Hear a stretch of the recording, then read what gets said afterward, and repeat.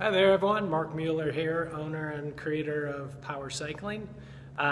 We just got back from our camp up north and we talked about up there, one real important thing now is you got a ton of endurance in your legs from summer riding. You've been out there 3-4 hour rides, but the problem is you have the endurance but you haven't been doing a lot of intensity probably. As we transition to indoor riding, some of that intensity starts coming back in to help you get stronger for next year. But right now, you're in a prime position with all that endurance in your legs because you need that as a foundation as you go into kind of building your strength and adding intensity. You need that endurance to be able to then add in the intensity. So you're in a prime spot right now to get back in, start working towards your goals next year, building up more strength through the workouts we do indoors using strength training and on the bike workouts.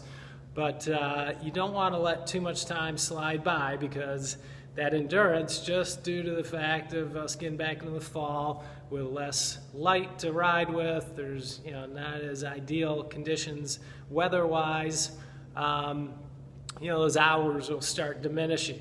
And if you lose that endurance that you do have right now, then coming back in and trying to put these high intensity workouts back into your program may be too much, and you'll have to work on just building that endurance back up. You may waste a month, 2 months just to get back to where maybe you are right now, that you could just smoothly transition into these different types of workouts that are going to get you stronger for next year.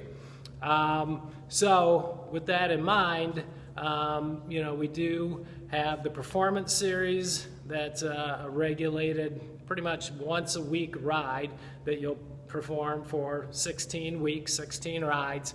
Generally, you'll add 5 to 10% in strength in your power during that time. And if you look at it, 16 weeks from, say, November, that takes you right into the springtime, where you'll then smoothly transition into getting back outdoors with a little extra strength and power.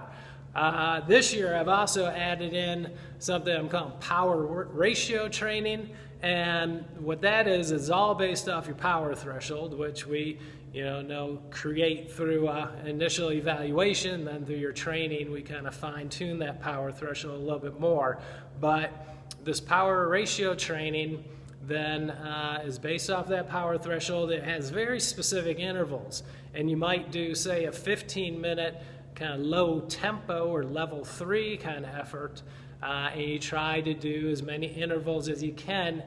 Or you might do something that's like right at your power threshold, that you might perform for 5 minutes at a time, and again try to do as many of those intervals as you can.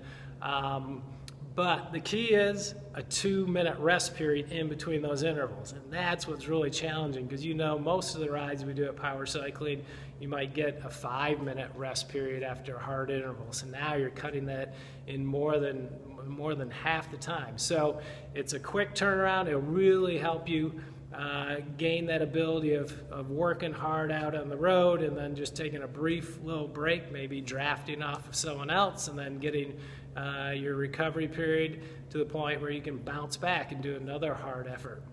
So for time trialists, any triathlete, this is obviously real good training intervals to be able to string together certain predetermined times and intensities over a course of, say, 40 to 60 minutes.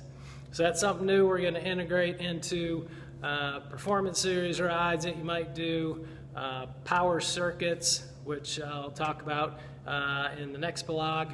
But these are the types of things you want to start bringing in. And again, you're in a great place because I know you got some real good legs endurance-wise. Now we just shift the emphasis to shorter training sessions, but put in the intensity again. All right, thanks. Talk to you soon.